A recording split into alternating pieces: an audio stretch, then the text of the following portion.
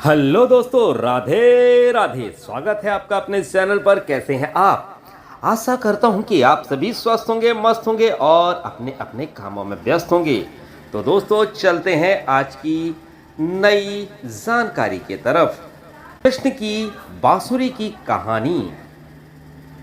कृष्ण की बांसुरी के बारे में एक सुंदर कहानी है। हम सब जानते हैं कि कृष्ण सदा अपने हाथ में बांसुरी पकड़ते हैं। वास्तव में इसके पीछे एक विख्यात कहानी है। हर रोज कृष्ण बगीचे में जाकर सभी पौधों से कहते थे, मैं तुमसे प्रेम करता हूँ। यह सुनकर सभी पौधे अत्यधिक प्रसन्न होते थे और जवाब में कृष्ण से कहते थे, कृष्ण, हम भी आपसे प्रेम करते हैं। एक दिन अचानक तेजी से दौड़ते हुए कृष्ण बगीचे में आए और सीधे बांस के वृक्ष के पास गए। वृक्ष ने कृष्ण से पूछा, कृष्ण, क्या बात है? कृष्ण ने कहा, यद्यपि यह बहुत मुश्किल है, परंतु मुझे तुमसे कुछ पूछना है। बांस ने कहा, आप मुझे बताइए, यदि संभव होगा तो मैं अवश्य आपकी सहायता करूंगा। इस पर कृष्ण बोले, मुझे तुम्हारा जीवन चाहिए, मैं तुम्हें काटना चाहता हूँ। बांस ने क्षण भर के लिए सोचा और फिर बोला, आपके पास कोई अन्य विकल्प नहीं है क्या? दूसरा कोई रास्ता नहीं?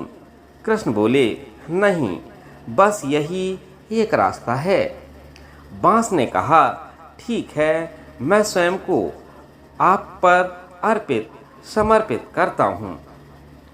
जब कृष्ण बांस को काटकर उसमें छेद कर रहे थे, तब बांस दर्द से चिल्ला रहा था, क्योंकि छेद बनाने से बांस को बहुत पीड़ा हो रही थी। परंतु काटने व तराशने की प्रक्रिया के दौरान होने वाली पीड़ा और दर्द को सहने के बाद बांस ने स्वयं को एक मनमोहक बांसुरी के रूप में रूपांतरित पाया। यह बांसुरी हर समय कृष्ण के साथ रहती थी। इस बांसुरी से गोपियां भी ईर्ष्या करती थीं। उन्होंने बांसुरी से कहा, अरे कृष्ण हैं तो हमारे भगवान, पर फिर भी हमें उनके साथ केवल कुछ समय ही व्यतीत करने को मिलता है। वह तुम्हारे साथ ही सोते हैं, तुम्हारे साथ ही उठते हैं, तुम हर समय उनके साथ रहती हो। एक दिन उन्होंने बांसुरी से पूछा, हमें इसका रहस्य बताओ, क्या कारण है कि भगवान कृष्ण तुम्हें इतना संजो कर रखते हैं? बांसुरी ने उत्तर दिया, इसका रहस्य यह है कि मैं अंदर से खोखली हूँ और मेरा अपना कोई अस्तित्व नहीं है। सही मायने में आत्मसमर्पण इसी को कहते हैं, जहाँ भगवान आपके साथ जैसा वह चाहें वैसा कर सकते हैं। इसके लिए आपको डरने की ज़रूरत नहीं है, केवल स्वयं को पूर्णतया समर्पित करने की आवश्यकता है। वास्तविकता में आप कौन हैं? आप प्रभु का ही स्वरूप हैं। इस कहानी से सीख, ईश्वर को पता है कि हमारे लिए क्या सर्वोत्तम है। उन्होंने हमारे लिए सर्वोत्तम आयोजित किया है। हमें अपना सर्वश्रेष्ठ करने के बाद शेष सब कुछ प्रभु पर छोड़ देना चाहिए। हमारी दृष्टि सीमित है, हम परीक्षाओं व पीड़ा से घबराते हैं, पर इस बात का एहसास नहीं होता है कि आने वाला समय में इसमें हमारा भला निहित होता है।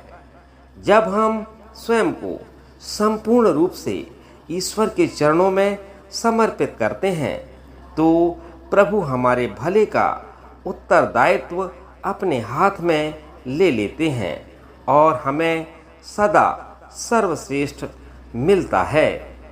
तो दोस्तों, कैसी लगी आपको ये कहानी? आशा करता हूँ कि कहानी आपको पसंद आई हो। अगर कहानी आपको पसंद आई हो तो कमेंट सेक्शन पर कमेंट ज़रूर करिएगा। तो दोस्तों, आज के लिए बस इतना ही। फिर मिलता हूँ अगले पड़ाव पर एक नई कहानी के साथ या एक नई जानकारी के साथ। तो दोस्तों, चलता हूँ, मिलता हूँ फिर अगले वीडियो पर। तब तक सभी को राधे राधे, जय जय श्री राम। दोस्तों, मिलता हूँ अगले वीडियो पर।